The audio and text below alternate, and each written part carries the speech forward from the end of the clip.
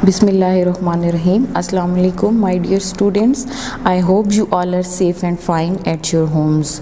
Today we are going to read the poem, and the title of the poem is A Night in June, and the poet is William Wordsworth.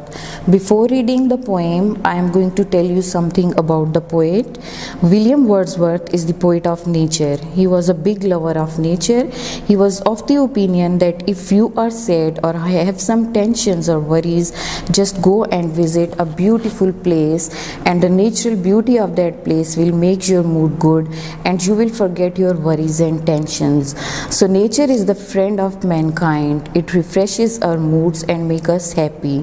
This poem is about a beautiful night in London during summers. Now I am going to read the poem. The sun has long been set. The stars are out by twos and threes. The little birds are piping yet among the bushes and trees. There's a cuckoo and one or two thrushes, and a far-off wind that rushes, and a sound of water that gushes, and a cuckoo's sovereign cry fills all the hollow of the sky. Now I am going to explain the poem for you to make it more easy and easily understandable for you. The sun has long been set. The very first line tells us about the time that it is night time. Long time ago, sun has set down. Now it's darkness and it's the night time. The stars are out by twos and threes. Now the poet tells us that the sky is giving a beautiful sight. There are stars in small groups. Somewhere we can see 2 stars, somewhere we can see 3 stars. So these stars look very beautiful in this night. The little birds are piping yet. The little birds are piping yet. Usually it happens that we can observe that the chirping of the birds chirp in the early morning or in the evening time. But it was such a beautiful night that it seems that the birds are still enjoying, and they are also enjoying this beautiful night among the bushes and trees. Now where are these birds? The birds are in their nests among the bushes and the trees. There's a cuckoo and one or two thrushes. Now the poet is telling us about the sounds that we can hear. There was the sound of a cuckoo. It has a very beautiful sound, and 2 thrushes. Thrush is also a kind of bird. There are 2 thrushes, and we can listen, we can hear the sounds of these thrushes as well, and a far-off wind that rushes. Now the other sound about which the poet is telling us that he can listen at that time was the sound of wind blowing. It is really a beautiful sound and gives soothing effect to our mind and our soul. And the sound of water that gushes. Now there is a flow of water. Gushes here means flow of water. When water flows in force, it gives very amazing and very charming sound. And the cuckoo's sovereign cry.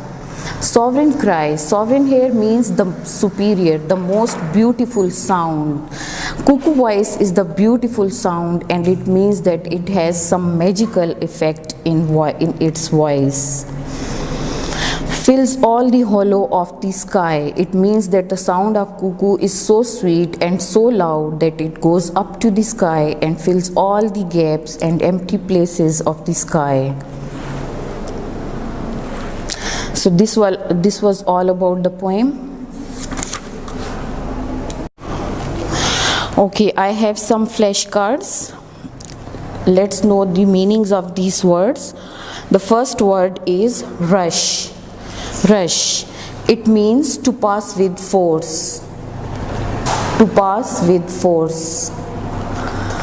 The second word is superior. Superior. It means sovereign.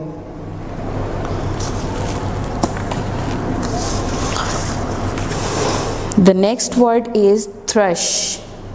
Thrush. It's a type of bird.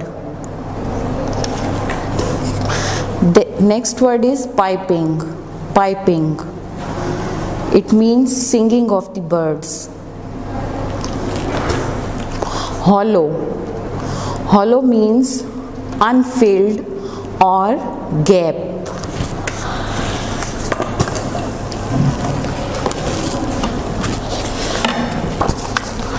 Now we will read the answers questions. Question number 1. How are the stars appearing in the sky? Here is the answer. The stars are appearing by 2s and 3s. Have the birds stopped their singing?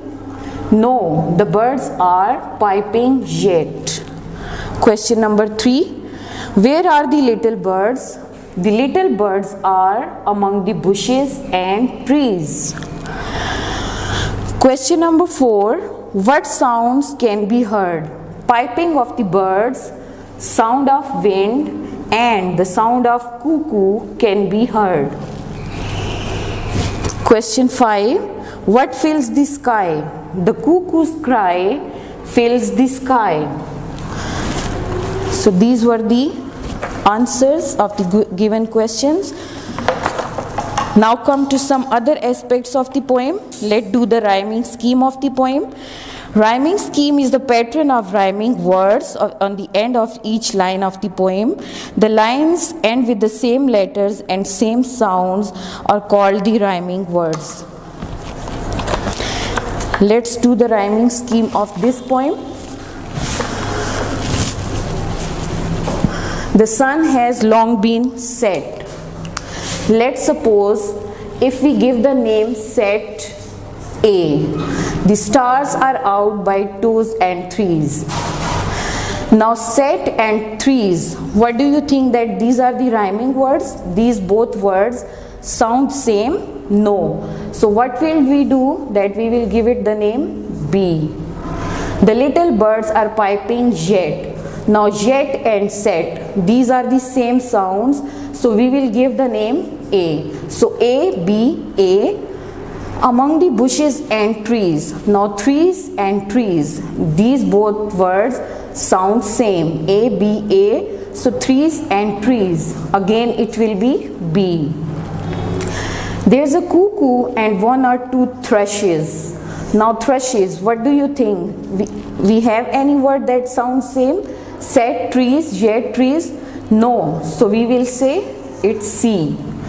And a four of wind that rushes. Now thrushes and rushes, these are the same words. So we will say C.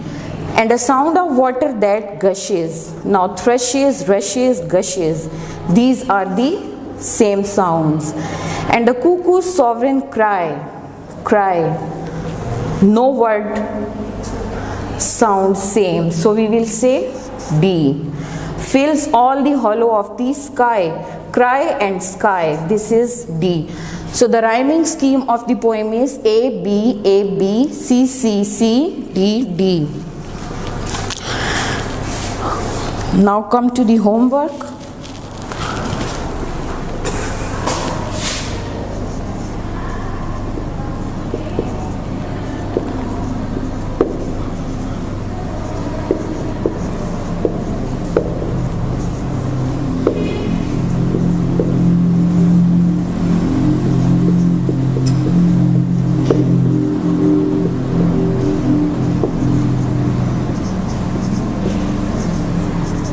You have to write at least 3 rhyming words with call, bat, rain, sun, sky. You will do this homework in your copies.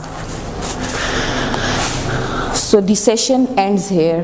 Thank you.